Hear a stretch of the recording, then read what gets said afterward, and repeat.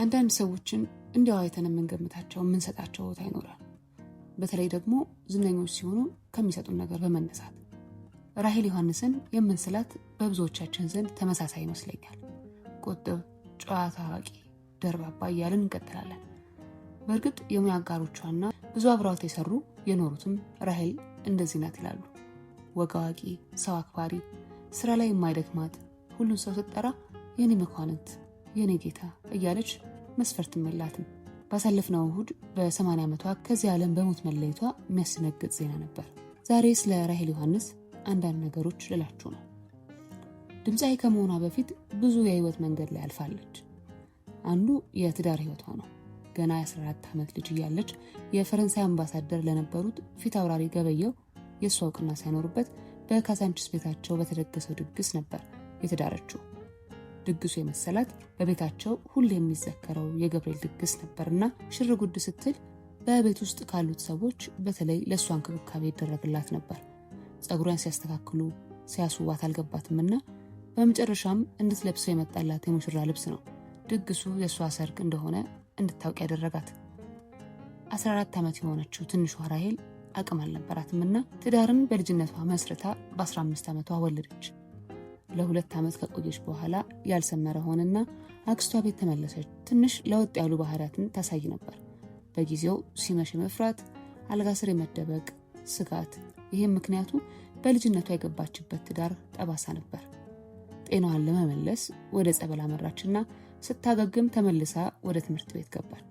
የ3 ወር አጭር ስልጠናዋን ከጨረሰች በኋላ ጊዮን ሆቴል ተቀጠረች። የተለያዩ ሆቴሎችም አገልግላለች። ሂልተን ሆቴል ሲከፈት ከመጀመሪያዎቹ ሰራተኞች አንዷ ነበረች። የጋና ፕሬዝዳንት ንክሩማ፣ የግብጽ ፕሬዝዳንት አብዱል ናስር፣ የጊኒው ፕሬዝዳንት ሴኮ ቱሬ በስራ አጋጣሚ ያገለገለቻቸው መሪዎች ነበሩ። በአርጀንቲናና ታንዛኒያ ኤምባሲም በጸሐፊነት ሰርታለች። ሌላው ተሰራበት የነበረው የጉዞ ኤጀንሲ በደርግ ወቅት ሊፈርስ መሆኑንና የ3 ወር ብቻ ስራ ማፈላለጊያ ጊዜ ይሰጣቸዋል። በዚያን ጊዜ ቤተሰቦቿን የምታስተዳድረው ራሄል ዮሐንስ ጭንቀት ውስጥ ገብታ ቤተክርስቲያን ታለቅሳለች። ጸሎቷም መልስ አገኘ። ማህበርተኞቿ ለምን ትጨነቂያለሽ? አነስ ያለች ክትፎና መጠጥ ቤት ክፈቺ ይሳካልሻል ሲሏት ጅማሬዋንም ሳትፈራ እንዳሏት አደረገች። ቤቷ ሞላ። የራሄል ክትፎ እየተባለ የከተማው ሰው ጎረፈ። ባለስልጣኑ፣ ካፒቴኑ፣ ባለሀብቱ፣ ሰራተኛው በወረፋ ገበያ ያደራ።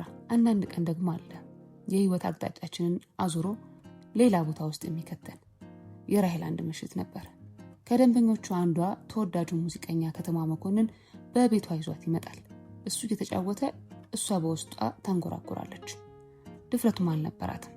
በዚህ መሃል የመጠጥ ግብዣ ሲመጣላት ከኮካ ውጪ ምንም አልጠጣም ብላ ኮካዋን አስቀድታ ለመስተንግዶ ዞር ስትል መጠጧ ውስጥ ውስኪ ጠብ አድርገው ይጠብቋታል።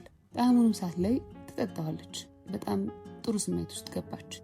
ለመዝፈንም የነበራትን ፍርሃት ያ ውስኪ ሰብሮላት ድምጿን አሰማች። ከከተማ ጋርም ትዝታን አዜሙ። ደንበኞቿም በወረፋ የምታበይን ክትፎ ይቅርብን፣ ለጆሮአችን ነው ምግብ የሚያስፈልገን ብለው ብሩን አዘነቡት። ከክትፎዋ ገቢ የበለጠ ነበርና እሷም በሙዚቃ ደንበኞቿን ማስደሰት ጀመረች። ቤቱ 1-2 እያሉ ሰዎች ራሄልን እየኮመኮሙ መዝናናት የዘውትር ተግባራቸው ሆነ። አንዳንዴም የብርጭቆ እጥረት ይኖርና በሻይ ሲኒ እስከ መጠጣት ይደርሳሉ። እንዲህ እያለች የራሄል ድምፅ ከዚያች ከክትፎ ቤት የምትወጣበት ዘመን ደረሰ። 1978 ከሻምበል በላይነህ ጋር በጋራ ሆነው አልበም ለመስራት በፍቃዱ ዋሪና አበበ መለስ አማካኝነት ለመጀመሪያ ጊዜ ከሩሃ ባንድ ኪቦርዲስቱ ዳዊት ይፍሩ ለብቻ የተሳተፈበት አንቺ ባለድሪ አልበም በወቅቱ በነበረው የሥራ መጣበብ ምክንያት ማታ ማታ እንቅልፍ አልባ 2 ወራትን የፈጀ አልበም ነበር። ለዛውም ስኬታማ። ከባህሩ ቃኘ ይርጋ ዱባለ ጋር በ1983 በ1986 ባህሩ ቃኘና ራሄል ዮሐንስ ከዳምጦ አየለ ከሰለሞን ተካልኝ ጋርም ሰርታለች። በ1989 አጀብ በሰርጓ ሲያረግዱ አለ ብቻዋን የሰራችው ነው። ሚኒሊክም የተለየ ቦታ እንድንሰጣት ያደረገን አልበም ነው። በአጠቃላይ 13 የሚሆኑ አልበሞች አሏት። አበበ መለሰና ይልማ ገብረአብ ከብዙዎቹ አልበሞቿ ጀርባ የምናገኛቸው ሰዎች ናቸው። በልጅነቷ የበረራ አስተናጋጅ የመሆን ምኞት የነበራት ራሄል ህይወቷ ሌላ መስመር እየያዘ በስተመጨረሻ ሙዚቃ አቁማ ህይወቷን ወደ መንፈሳዊ ህይወት በበለጠ ተጠጋችና በማስቀደስ መንፈሳዊ ትምህርትን በመማር ህይወቷን መርታለች። ነፍስ ይማር።